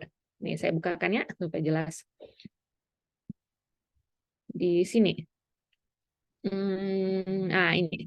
Misalnya di kontrak kita ini, sebutlah ini pekerjaan konstruksi, kita akan bayar si calon penyedia, karena ini masih rancangan kontrak ya, berarti masih calon penyedia. Kita akan bayar mereka dengan sistem termin. Nah, kita harus atur sini. Termin 1 itu sebesar berapa persen? Misalnya, termin 1 sebesar 30% dari nilai kontrak untuk penyelesaian tahapan pekerjaan sub-output berupa apa gitu. Jadi harus diuraikan ya berupa ini dan ini. Atau kita bayarkan termin 1 sebesar 30% apabila progres pekerjaan sudah mencapai 30%. Itu bisa. Nah, jangan lupa si uang muka tadi kita harus tuliskan ini ya. Kita tuliskan cara pengembaliannya seperti apa. Gitu. Berarti setelah ini ya, setelah klausul ini, misalnya uang muka diberikan sebesar sekian persen. Di bawah bisa kita tambahkan pengembalian uang muka itu diangsur dengan cara bagaimana. Gitu. Tentu saja kita harus melihat pembayaran ini ya, misalnya termin uang muka 30%, kemudian termin 1 sebesar 30% apabila progres pekerjaan 30%. Nah, kemudian ketika sudah bekerja, sudah laksanakan pekerjaan, si penyedia ini sudah menyelesaikan pekerjaan sebesar 30%. Artinya dia sudah bisa dibayarkan terminnya kan? Nah, tetapi dia ini masih punya hutang uang muka ke kita. Nah, dia harus kembalikan. Tapi cara pengembalian itu bagaimana? Apakah dia kembalikan semua atau dia cicil? Itu dia angsur. Nih, supaya tidak terjadi sengketa konstruksi, nanti ketika si penyedia kita minta, ini sudah mau kasih cair termin, mana itu uang muka yang dipinjam kemarin? Gitu. Ini kembalikan uang muka 30%, jadi 30% saya tidak bayar ya, langsung saya potong uang muka. Nah, marah nanti penyediaannya. Makanya kita harus uraikan sini supaya tidak terjadi sengketa seperti itu, kita harus mitigasi ya, kita harus pikirkan ini resiko-resiko yang mungkin terjadi. Maka kita tulis sini, kita ikat dia. Kita tuliskan, kalau sudah terima termin 30%, harus kembalikan uang muka sebesar misalnya 10%. Itu ditulis sini. Ini, uang muka diangsur 10% pada saat termin 1. Artinya ketika kita bayar termin 30%, kita potong pengembalian uang muka 10%, maka yang dia terima hanya 20%. Seperti itu. Ya, jadi PPK itu harus berpikir seperti itu. Kita harus mitigasi resiko kontrak ya dengan cara kita tuliskan ini di dalam klausul. Gitu. Jadi klausul ini bisa kita edit, kita tambahkan di sini, kita uraikan supaya hal-hal yang mungkin bisa bermasalah di kemudian hari kita bisa terhindar dari resiko-resiko itu. Seperti itu. Mas Wandi ada tanggapan atau mungkin Mas Wandi punya pengalaman? Mas Wandi sepertinya di PU? Enggak, Bu, Dinas Pendidikan. Oh, Dinas Pendidikan banyak proyek sih itu, udah pengalaman ya. Kalau pengalaman di Dinas Pendidikan bagaimana Mas Wandi pada saat pekerjaan konstruksi pelaksanaannya? Kalau pelaksanaannya itu, Bu, makanya saya agak bingung mengenai uang muka. Karena kami biasanya pakai termin itu tidak ada pengembalian uang muka. Biasa memang ada 3 termin sama 2 termin kalau nggak salah saya di DAU. Dia 2 termin sama ada yang ditahan namanya retensi ya Bu ya. 5%. Iya. Uang Itu muka aja dia nggak ada pengembalian. Ya ulangin Bu. Uang mukanya dikasih? Enggak, dia kayaknya Bu nggak ada pakai uang muka ya, pencairan termin pertama gitu. Oh, tidak pakai uang muka, iya. Saya juga Mm-mm. biasanya tidak pakai uang muka kalau pekerjaan konstruksi. Saya PPK yang paling jarang memberikan uang muka karena itu kan Mm-mm. memitigasi risiko. Mungkin PPK-nya Mas Wandi seperti itu. Dia mitigasi risiko, jangan sampai dikasih uang muka, kemudian penyediaannya lari gitu kan. Iya Mungkin Bu, makanya kalau ada konstruksi-konstruksi yang kurang beres pada saat penyelesaian PAO itu nanti bakalan ditagih ditahan di retensinya Bu, di 5%-nya. oh gitu. Heeh. Izin Bu, kalau Ya. di kami juga kayaknya belum pernah saya lihat ada pengembalian uang muka karena kalau di kami itu aplikasinya ribet sekali. Kalau ada pengembalian berarti ada ada pengembalian SPM pengembalian lagi. Kan kita catatnya di Sakti kalau kementerian Bu. Jadi ribet sekali. Di belanja kecil pun saya jarang memberikan uang muka. Adapun kalau ada uang muka di bawah tangan Bu. Yang tidak bisa tercatat. Ya Bu, ribet Kalau sekali kalau kalau uang muka. kan penyediaannya lari bagaimana? Ya, Kalau kalau uang muka di cuma bawah khusus tangan yang percaya dipercaya Bu. gitu. Nah, kalau di Sakti itu Bu, kalau uang muka pengembalian itu susah sekali. Apalagi yang kalau sudah terlanjur misalnya dikasih termin satu itu terus di situnya ada tersisip uang muka, jadi kayak gimana ya? Harus bayar termin satu dulu, habis itu SPM pengembalian uang muka, habis itu jadi Tidak susah bisa langsung sekali. dipotong Ibu Mimia, misalnya termin satu Eh, 30%, langsung dipotong 10%, tidak bisa seperti itu. tidak tidak bisa seperti itu Bu. Oh, gitu ya. Iya, Nah, jadi jarang sih, jarang jarang ada uang muka Bu. gitu. Ya, harus yang punya duit banyak ya kerja Bu. Oh, ya, saya dapat insight juga ini Iya, dari Ibu iya, Mimi. Ternyata ribet kalau sih, ribet. PPK APBN kan seperti itu kan. Oh, jangan Iya, kasih uang muka berarti tipsnya ini. Makasih ini. iya Bu. Susah sekali Luar biasa. prosesnya Bu. Gitu ya. Mm-mm. Ya karena kalau sudah terlanjur terbit SP2D, mau kembalikan yang sudah terbit SP2D itu harus ada retur SP2D atau ada SPM pengembalian, ada pokoknya susah Bu. Jadi mending Iya, tidak usah kasih uang muka. karena aplikasi kan. Iya Heeh. Bu, iya. Iya, iya. Oke, kalau Mbak Ika gimana pengalamannya terkait uang muka ini? Masih belum pernah Bu untuk yang Masih belum pernah. ya. Ya, jadi sambil menyimak juga ini Mbak Ika sambil mencatat. Oke, jadi untuk uang muka saya kira sudah clear ya. Saya izin Bu, cas ini stop Bu, dulu. saya Nah, mau menanyakan di luar masih ada hubungan dengan kontrak sih Bu. iya, gimana Mas Wandi? Misalnya gini Bu, kan ada dia pekerjaan, dia di pekerjaan di tempat yang sama tapi beda kabupaten Bu. Itu gimana Bu? Itu kemarin ada loh soal kita bahas Mm-mm. dan kita juga masih jawabannya rancu. Itu bagaimana ya Bu? Mungkin bisa Ibu masih dispesifikkan ingat nggak Ibu? pertanyaannya yang apakah yang konsolidasi bukan? Iya, konsolidasi Bu. Enggak, misalnya gini, dia Kabupaten A Heeh, membuka pasar, heeh. Kabupaten B juga, Kabupaten C. Terus di situ siapa yang berkontrak gitu? Mereka punya ini yang sama, letaknya sama, tapi dikelola sama 3 kabupaten gitu. Mm. Masih ingat nggak Ibu itu yang kira-kira yang kemarin itu ada pertanyaannya, Iya, iya. tapi kita itu masih rancu dengan jawabannya. Iya, saya ingat kemarin, tunggu saya lihat dulu. Sepertinya kita pernah bahas kemarin di kelas yang poso. Bentar ya. Eh, ini poso apa ya namanya? Coba saya cari dulu ini.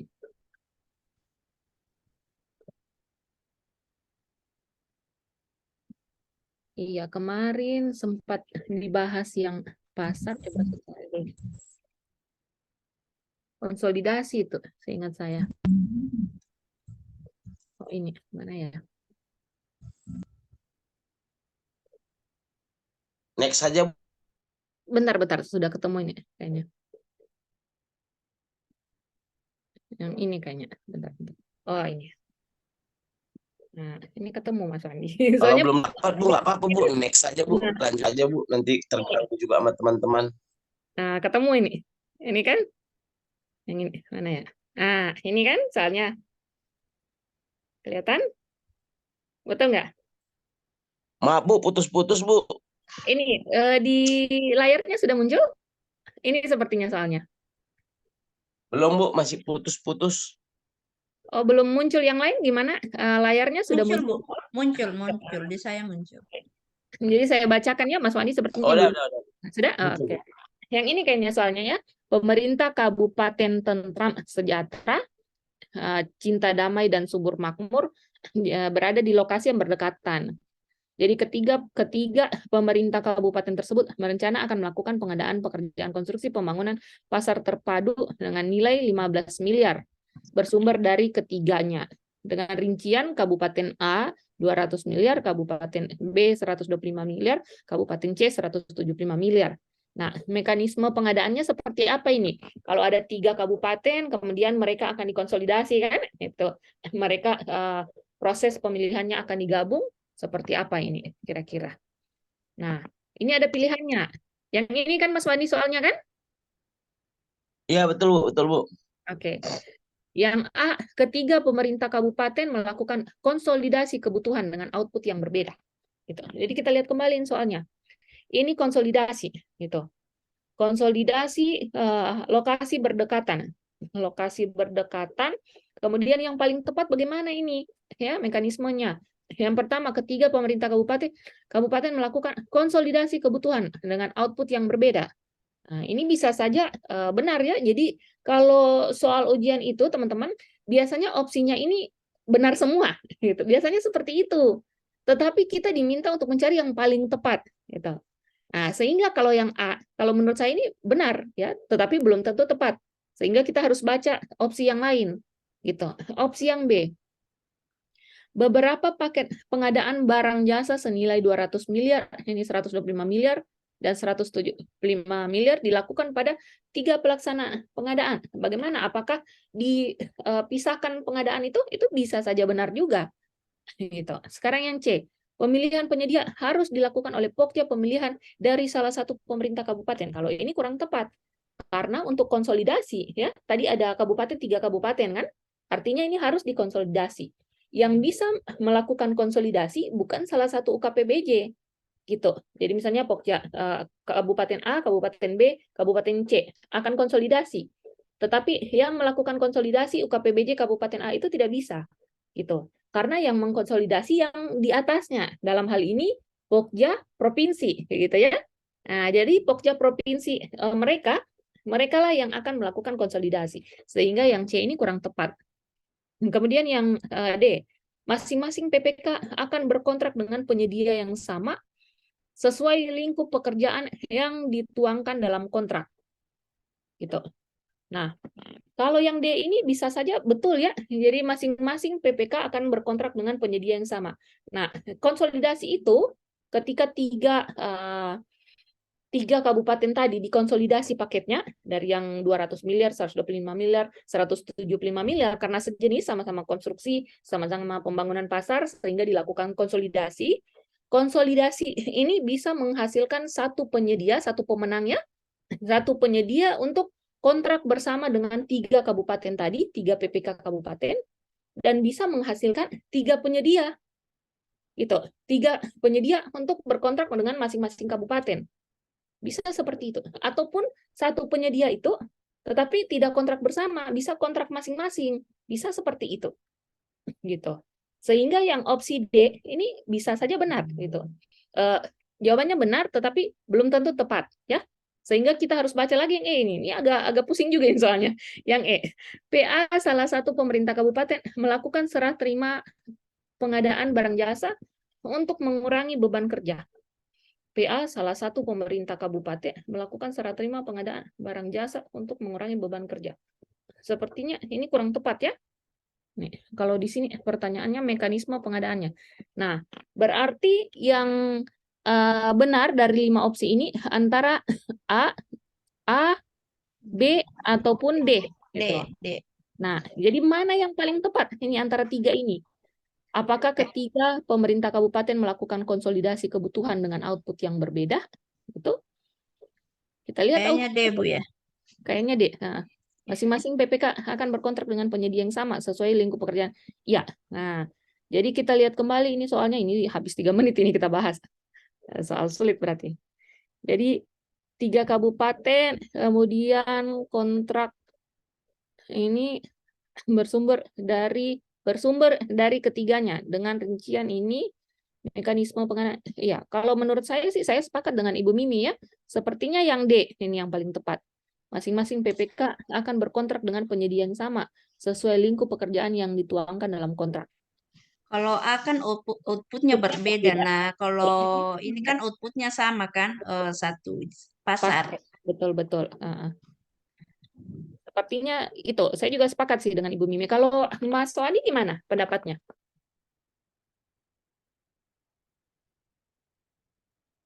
Yang mana menurut Mas Soadi ini yang paling tepat? Saya memang sama sekali bingung kalau yang ini, Bu. Bingungnya di Makanya mana? memang karena apa diperbolehkan, Bu? Seperti itu, seolah-olah kita menuju pada satu penyedia, Heeh. seolah-olah kayak macam sudah diatur gitu. Oh, bukan diatur, tetapi di tender gitu. Ini sama halnya dengan kontrak payung tadi. Misalnya, kan konsolidasi ini ceritanya kan. Heeh. Jadi Iya, iya. misalnya ada di Kabupaten Poso ada 40 OPD.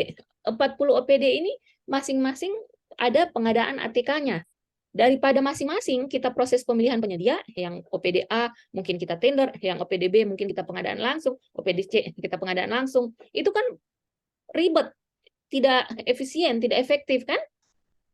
Nah, itu karena pekerjaannya sejenis atau pengadaannya sejenis, bisa kita satukan semua itu. Kita satukan, kemudian kita konsolidasi. Tetapi yang bisa mengkonsolidasi bukan PPK dari salah satu instansi, tetapi yang bisa yang di atasnya. Dalam hal ini UKPBJ-nya, gitu. Nah, ketika kita konsolidasi, paket-paket itu tidak menjadi satu paket untuk seperti pemaketan tadi ya, gitu. Pemaketan yang kemarin kita bahas. Pemaketan itu kalau ada 4 paket, kemudian kita pecah ya atau kita satukan, itu akan jadi satu paket. Misalnya ini contohnya ada 3 paket pasar. Ketika kita konsolidasi, paketnya menjadi satu paket nilainya 500 miliar. Tidak seperti itu. Setelah kita konsolidasi ini hanya proses pemilihan penyediaannya saja yang satu kali, gitu. Berarti yang 3 paket tadi ini ya kita satukan jadi satu paket untuk kita tender ya. Nanti ketika kita tender, si calon penyedia yang akan menawar, dia akan menawar di masing-masing pekerjaan, gitu. Nah, jadi mungkin ada yang menawar hanya berminat di paket A, ada yang hanya berminat di paket B, ada yang hanya berminat di paket C, atau mungkin ada yang berminat di ketiga paket tersebut. Itu bisa, gitu. Sehingga nanti pemenangnya ini ada 3 kemungkinan. Bisa saja satu pemenang ya, satu pemenang untuk ketiganya karena si orang itu, si calon penyedia itu menawar di 3 paket itu dan dia yang menang di masing-masing paket. Berarti satu penyedia kan pemenang. Atau bisa 3 pemenang itu. Nah, itu dimungkinkan. Seperti itu. Nanti setelah proses tender itu paketnya kan ada 3, tidak jadi satu kan? Itu. Nah, paketnya ini akan dikembalikan ke masing-masing PPK. Gitu. PPK nanti akan berkontrak dengan si penyedia. Apakah penyedianya tadi itu berbeda-beda atau penyedianya satu? Kalau penyedianya satu, maka si PPK ini dapat berkontrak bersama namanya dengan satu penyedia atau dapat berkontrak masing-masing. Tuh. Seperti itu Mas Wani. Siap, Bu. Agak ini bisa ditangkap? Bisa, Bu, bisa. Oke. Nah, jadi seperti itu. Sehingga kalau menurut saya ya, tapi teman-teman nanti bisa mengambil referensi dari teman-teman yang lain mungkin gitu. Kalau menurut saya sih dari ini karena A, B dan D ini menurut saya benar ya. Tetapi yang paling tepat sepertinya yang D. Tuh. Karena kalau yang A ya, ketiga pemerintah kabupaten melakukan konsolidasi kebutuhan, betul. Dengan output yang berbeda, tetapi kita lihat tadi outputnya. Ini outputnya apa? Pasar, Bu. Pasar. Berarti outputnya sama kan? Nah, berarti kurang tepat mungkin. Kemudian yang B, beberapa paket pengadaan senilai 200 miliar ini dan ini dilakukan pada 3 pelaksanaan pengadaan. Nah, sepertinya kurang tepat ini karena dia satu pelaksanaan pengadaan gitu. Maksudnya satu pelaksanaan pengadaan, maksudnya satu proses gitu, satu Tender. pemilihan, satu proses tender seperti itu. Jadi mungkin saja ini kurang tepat. Yang paling tepat menurut saya yang D, karena yang D ini masing-masing PPK akan berkontrak dengan penyedia yang sama sesuai lingkup pekerjaan yang dituangkan dalam kontrak. Ini bisa kita lihat di kontrak e-katalog. Jadi di dalam e-katalog itu kan ada banyak penyedia kan? Sebutlah contoh penyedia laptop Asus, misalnya, ada penyedianya. Nah, nanti saya di Dinas Koperasi, misalnya Mas Wandi di Dinas Pendidikan, ini bisa saja membeli sama-sama di satu penyedia tadi, kan? Gitu. Kalau butuh laptop, saya butuh laptop Asus, Mas Wandi butuh laptop Asus, kita masing-masing nanti akan membeli di penyedia yang ada di katalog itu. Penyedia yang ada di katalog itu didapatkan dari hasil konsolidasi pengadaan seperti ini, itu kontrak payung. Gambarannya kurang lebih seperti itu, Mas Wandi. Siap, Bu. Bisa ditangkap ya? Bisa, Bu. Lanjut, Bu. Lanjut. Oke. Mbak Ika gimana? Nah, ini mudah-mudahan tidak makin error ini ketemu soal ini. Ini soalnya luar biasa ini. Agak panjang kita bahas ya. Nah, ini nanti ada tips trik nanti di rumus 12, itu cara substitusi waktu. Ini penting sekali, teman-teman. Maaf, Bu, izin saya dulu. Mbak Ika, kenapa ini? Maaf, saya baru lihat ini chatnya. Mbak Ika mau ini? Mau apa? Bertanya apa gimana? Mungkin izin ke belakang kali ya. Oke, kita lanjut kalau gitu. Oke, tadi kita sampai di uang muka. Nah, sekarang jaminan. Kalau jaminan pengadaan itu ada banyak ya. Jadi intinya untuk jaminan itu, sifat jaminan itu tidak boleh bersyarat. Jadi kalau kita terima jaminan, kemudian ada syaratnya harus ditandatangani oleh di penyedia yang bersangkutan. Itu tidak boleh kita terima sebagai PPK. Itu. Kemudian sifat jaminan itu mudah dicairkan dan harus dicairkan oleh penerbit jaminan paling lambat 14 hari kerja. Untuk itu kita sebagai PPK kalau mau membayar sesuatu itu tanpa prestasi pekerjaan, artinya kita harus minta jaminan kayak uang muka tadi kan, mau bayar tapi belum ada prestasi pekerjaan, artinya kita harus minta jaminan uang muka. Nah, ketika kita menerima jaminan jangan langsung kita bayar ya. Tetapi kita harus klarifikasi dulu jaminan ini ke penerbit jaminan. Kita tanyakan, ini ada syarat atau tidak? Ini mudah dicairkan atau tidak?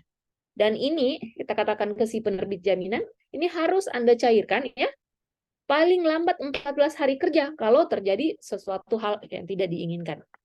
Gitu. Kalau kita sudah yakin bahwa jaminan ini valid, baru kita bisa bayarkan uang tersebut. Misalnya uang muka tadi. Bentuk jaminan ini berupa bank garansi ya. Kemudian penerbit jaminan ini bisa dari bank umum, bisa dari perusahaan penjamin, bisa dari asuransi ya dan lain sebagainya. Jaminan di dalam pengadaan barang jasa ini bisa dikasih sticky note nanti ya. Jadi jaminan itu ada jaminan uang muka dan lain-lain. Supaya lebih jelas kita langsung ke modul karena ini modulnya saya bukakan supaya teman-teman bisa sambil melihat modul ya, karena yang sering saya lihat berdasarkan hasil pengamatan saya, ini orang kalau mau ujian jarang sekali bawa modul. Mereka ini sering membawa slide materi gitu. Karena di kelas-kelas pelatihan yang diadakan oleh lembaga pelatihan gitu, LPPPJ dari KPP, itu kan dibagikan slide materi kan ya, berupa buku gitu. Itu biasanya bukan modul yang dibagikan, tetapi slide materi. Itu slide materi yang sudah di-print. Nah, dan ini yang akan dibawa pada saat ujian. Padahal slide materi yang sekarang, ya, yang versi terbaru, itu sangat tipis sekali. Itu tidak seperti slide materi dulu yang berisi penjelasan teknis. Sekarang hanya garis-garis besarnya saja. Dan detailnya itu ada di modul. Makanya saya sering membukakan modul ke teman-teman supaya teman-teman terbiasa untuk melihat dan mengetahui bahwasanya ini jawabannya semua ada di modul gitu. Nah, kita lihat lagi sini ya. Tadi kita sampai di mana? Jaminan. Oke. Nah, jadi teman-teman di modulnya ini tolong ditandai jaminannya ya. Mana ini jaminan? Nah, ini di halaman 35. Ini tolong dikasih tanda halaman 35. Jangan lupa nanti dikasih sticky note di halaman ini tulis jaminan, rumus jaminan. Karena untuk jaminan ini biasanya keluar di soal studi kasus itu. Biasanya kita diminta untuk menghitung berdasarkan soal cerita yang ada. Nah, maka kita ini kan biasanya namanya umur kita sudah begini ya, sudah 30-40 tahun biasanya mana kita bisa hafal ini kan gitu. Jadi kita kasih sticky note saja, jangan khawatir teman-teman. Tidak perlu menghafal ini kalau ujian. Cukup kasih Iya, sticky note saja. Gimana Mas Wandi? modulnya belum di print Bu. Sabar dulu ya Bu. Oh iya, ini Mas Wandi ini sering bandel ini kalau kalau ujian tidak pernah bawa modul, harus bawa modul gitu. Karena jawabannya ada di modul ya. Tapi jangan lupa modul yang dibawa itu harus dibaca ya, harus di-highlight seperti ini dan harus dikasih sticky note supaya kalau keluar pada saat ujian itu mudah kita cari jawabannya ya. Nah, Tapi kalau jangan lupa ujian resmi itu Bu memang bisa bawa modul ya? bawa Ujian modul. di Bisa Bu, bisa. LKPP. Bisa bawa modul. Asal modulnya jangan ada di modul itu kan ada soal. Tetapi di soal itu sudah dilingkar-lingkar. Itu kalau ketahuan pengawas itu kan pasti didiskualifikasi. Yang nggak boleh bawa contoh soal Bu. Contoh soal. Di modul itu ada contoh soal di dalamnya. Tetapi jangan dilingkar-lingkar. Gitu. Oh. Ya, kalau dilingkar-lingkar dan pada saat kita buka kebetulan pengawasnya lewat, itu kan dilihatin ini sudah ada jawabannya ini di contoh soal. Nah, itu tidak boleh kan? Alah. Karena di contoh soal itu ada jawabannya ada. Ini jawabannya ada di modul ini bagian belakang. Gitu. Laginya Bu harus memang dihafal Bu letaknya Bu. Percuma dibawa Iya, modul Bu. betul Tebal sekali. modulnya Bu. Betul sekali. Jadi modul itu makanya kemarin saya suruh baca teman-teman, saya minta untuk baca supaya tujuannya itu. Karena tidak ada guna mau bawa modul, mau open book, tidak ada guna kalau tidak pernah dibaca, tidak ditahu di mana ini, halaman berapa. Apalagi tidak tahu modul tentang perencanaan itu di modul berapa ya, kayaknya bingung habis waktu. Nah, jadi teman-teman di halaman 35 ini sebaiknya teman-teman kasih tanda, kasih sticky note ya. Karena ini sering sekali ditanyakan, apalagi ini nilai-nilai ini ya.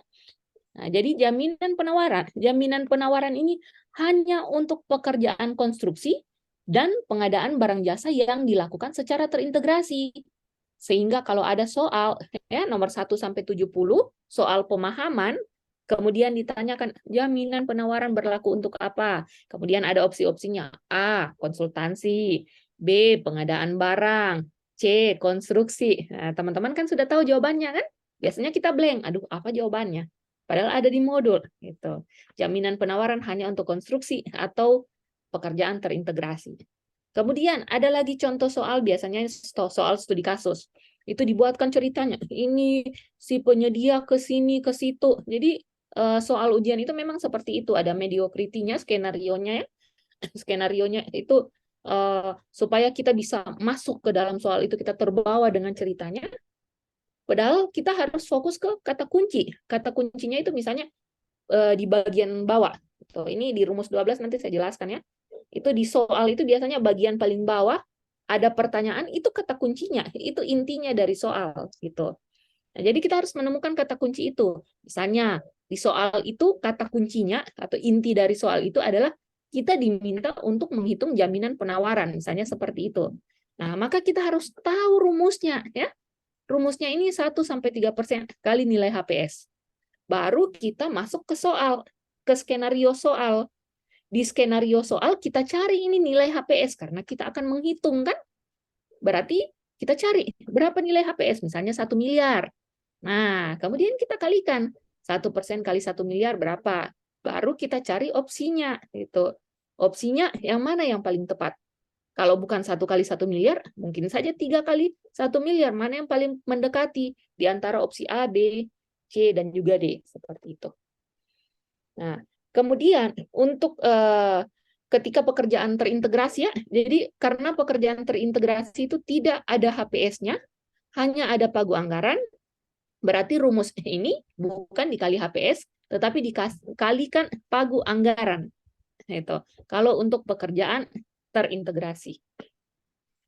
Berikut jaminan sanggah banding. Jaminan sanggah banding ini saya juga sering menemukan di soal ujian, ya. Jadi jaminan sanggah banding hanya untuk pekerjaan konstruksi. Ini yang harus kita ingat. Besarnya 1% dari nilai HPS. Jadi kalau ada soal cerita, soal studi kasus, ini rumusnya 1% kali nilai HPS. Itu. Kemudian untuk pekerjaan terintegrasi karena tidak ada HPS, jadi dikalikan pagu anggaran. Kemudian jaminan pelaksanaan. Jaminan pelaksanaan kemarin sempat saya bahas di modul 3 ya, di materi ketiga. Bahwasanya untuk menghitung jaminan pelaksanaan itu ada 2 cara ya. Kita harus lihat dulu penawaran itu merupakan penawaran wajar atau tidak wajar. Penawaran wajar apabila nilai penawaran itu sebesar 80% ke atas dari HPS, itu. Penawaran tidak wajar adalah penawaran yang nilainya di bawah 80% HPS. Kalau penawarannya wajar, maka rumus untuk menghitung jaminan pelaksanaan adalah 5% kali nilai kontrak. Jadi kalau ada soal cerita panjang-panjang, jangan lupa kata kuncinya itu biasanya ada di bagian kalimat paling terakhir di pertanyaannya. Biasa seperti itu. Jadi kita harus tahu pertanyaannya ini sebenarnya apa. Misalnya ditanyakan berapa jaminan pelaksanaan. Langsung kita ingat rumusnya, buka modul. Rumus dari jaminan pelaksanaan itu ada 2, 5% kali nilai kontrak kalau penawaran wajar, 5% kali HPS kalau penawaran tidak wajar. Artinya apa? Kita harus menemukan di soal itu ya, atau mengidentifikasi berapa ini nilai penawarannya disandingkan dengan HPS. Wajar atau tidak? Maka setelah tadi kita ke kata kunci pertanyaan ya, kemudian kita langsung ingat rumusnya ini ada di modul, bisa kita buka. Baru kita cari tahu penawaran wajar atau tidak wajar. Caranya kita langsung ke nilai HPS berapa, ke nilai penawaran atau nilai kontrak berapa. Itu nilai kontrak atau nilai penawaran terkoreksi, itu sama itu. Kita langsung ke situ. Kemudian kita sandingkan. Nah, nanti kita akan dapatkan hasilnya. Jadi seperti itu, sebenarnya mudah teman-teman ini. Soal ujian, yang penting kita tidak ini apa ya? Biasanya kita kalau baca soal ini kan pikiran kita langsung kemana-mana kan, langsung mengikuti itu alur cerita itu. Kayak nonton sinetron kita sudah baper sampai nangis-nangis. Biasanya seperti itu, baca soal juga seperti itu karena ini soal cerita gitu ya. Nah, jadi teman-teman harus fokus di kata kuncinya. Gitu. Itu akan sangat bermanfaat sekali supaya kita bisa mengerjakan dalam waktu yang lumayan singkat. Jaminan uang muka juga seperti itu. Jaminan pemeliharaan ini seperti ini. Tetapi jaminan pemeliharaan ini biasanya jarang keluar. Tapi tetap dikasih highlight seperti ini teman-teman. Ya, jangan lupa di highlight, kemudian dikasih sticky note. Supaya kalau kita buka modul, kita langsung fokus ke warna kuning-kuning tadi itu. Warna kuning ini paling cepat sekali mata mendeteksi, gitu ya. Oke, jadi kurang lebih seperti itu. Ada pertanyaan? Silakan untuk jaminan. Gimana? Mulai jelas ini? Oke, Bu. Lanjut, Bu. Lanjut. Lanjut lagi setelah jaminan. Ini penyesuaian harga. Nah, kemarin juga ada ini yang baru itu di-share terkait penyesuaian harga 50-50 itu. Saya juga belum sempat membaca dengan jelas ya. Nah, tetapi di soal ini kita masih fokus di kurikulum yang ada ini untuk materinya, yang mana penyesuaian harga ini diberlakukan terhadap kontrak tahun jamak dengan jenis kontrak harga satuan atau kontrak berdasarkan waktu penugasan. Sehingga kalau ada soal, kemudian mediokritinya atau skenarionya kontraknya lump sum, ya, itu berarti itu tidak bisa diberikan penyesuaian harga. Kemudian ketentuan berikutnya untuk penyesuaian harga ini dihitung mulai bulan ke-13 dan diberlakukan untuk kontrak dengan masa pelaksanaan lebih dari 18 bulan. Itu. Ini pernah keluar ini saya lihat soal penyesuaian harga, tetapi saya lupa bentuknya seperti apa. Nanti bisa dibaca-baca, jangan lupa modulnya, dicari penyesuaian harga, dikasih highlight ya, kemudian dikasih sticky note. Siapa tahu keluar. Berikutnya adalah tahapan perumusan kontrak. Nah, ini yang saya sampaikan tadi di awal, bahwasanya kontrak ini kita susun bukan pada saat kita akan tanda tangan kontrak, tetapi sudah kita rumuskan dari tahap awal, yaitu pada tahap persiapan pengadaan barang jasa. Gitu. Jadi caranya yaitu dengan kita lakukan persiapan dulu. Dengan kita lihat itu dokumen perencanaan. Jadi dokumen perencanaan sudah selesai, kita lihat seperti apa ruang lingkupnya, yaitu karakteristik dan lain sebagainya. Kemudian kita cari nanti standar dokumen pemilihan. Karena di standar dokumen pengadaan yang ada ya, model dokumen pengadaan yang ada di lampiran peraturan LKPP nomor 12 tahun 2021, itu sudah ada formatnya. Itu. Kemudian kita cari mana yang paling pas dengan dokumen perencanaan itu. Kita tetapkan jenis pengadaannya, seperti apa kita lihat, apakah jenis pengadaannya barang, kita lihat di model dokumen pengadaan mana ini, model dokumen pengadaan untuk rancangan kontrak barang. Dengan jenis kontrak misalnya lumsum. Nah, kita cari itu sudah ada formatnya, tinggal kita ambil, kita pakai gitu. Dan kita isi tentu saja. Setelah itu, ya, setelah kita dapatkan model dokumen pengadaan yang tepat untuk rancangan kontraknya, kemudian kita lakukan penyusunan rancangan kontrak dengan cara rancangan kontrak yang berada pada model dokumen pengadaan itu kita ambil formatnya, kemudian kita isi berdasarkan ketentuan-ketentuan yang berlaku. Gitu. Setelah kita isi rancangan kontrak seperti tadi ya, ada naskah perjanjian yang sudah saya tampilkan, kemudian ada klausul-klausul kontrak yang sudah kita isi, jangan dibiarkan kosong. Nanti rancangan kontrak ini akan kita serahkan kepada Pokja Pemilihan atau pejabat pengadaan pada saat review dokumen persiapan pengadaan, dan rancangan kontrak ini akan menjadi dasar dalam penyusunan dan penetapan dokumen pemilihan. Sehingga ketika dokumen pemilihan sudah jadi, si calon penyedia atau peserta tender menawar berdasarkan ketentuan dalam dokumen pemilihan itu, dan ketika kita akan berkontrak, maka isi dari dokumen pemilihan termasuk rancangan kontraknya inilah yang akan kita finalisasi. Sehingga klausul-klausul yang tadi sudah diisi tidak boleh kita rubah yang bersifat substansi. Misalnya, uang muka. Ketika sebelum tender kita tetapkan tidak diberikan uang muka. Setelah mau proses tanda tangan kontrak, kita ganti. Berubah jadi boleh diberikan uang muka, ya, bisa diberikan uang muka. Itu tidak boleh. Gitu. Ya, jenis kontraknya juga seperti itu. Tidak boleh kita rubah. Jadi seperti itu, teman-teman. Kemudian pembentukan tim pengelola kontrak. Nah, tujuan pembentukan lingkup dan juga fungsi serta susunan dari tim pengelola kontrak. Jadi tim pengelola kontrak ini ketika kita menjadi PPK, tentu saja PPK ini biasanya tugasnya ini banyak ya. Itu biasanya PPK-nya kabit atau siapa, tugasnya sangat banyak sehingga tidak punya waktu mungkin yang cukup untuk mengecek ke lapangan atau untuk menyusun dokumen persiapan pengadaan, untuk menyusun HPS, biasanya seperti itu. Nah, maka kita butuh tim, gitu. Tim pengelola kontrak. Tim pengelola kontrak ini terdiri dari tim pendukung, tim teknis, dan tim ahli. Tim pendukung ini nanti akan membantu kita dalam urusan administrasi atau keuangan. Gitu. Jadi urusan pencairan, pembayaran, mereka yang akan bantu kita. Jadi PPK tidak perlu repot-repot pergi ke bendahara, urus itu apa SPP, LS, dan lain sebagainya. Ya, tidak seperti itu. Silakan tugaskan saja tim pengelola kontrak. Kemudian ada namanya tim teknis. Tim teknis ini yang akan bantu kita dalam melakukan perencanaan pengadaan, penyusunan spesifikasi teknis atau KAK, penetapan rancangan kontrak, penetapan HPS. Sehingga orang-orang yang kita masukkan ke dalam tim teknis ini harus orang-orang yang memiliki kompetensi.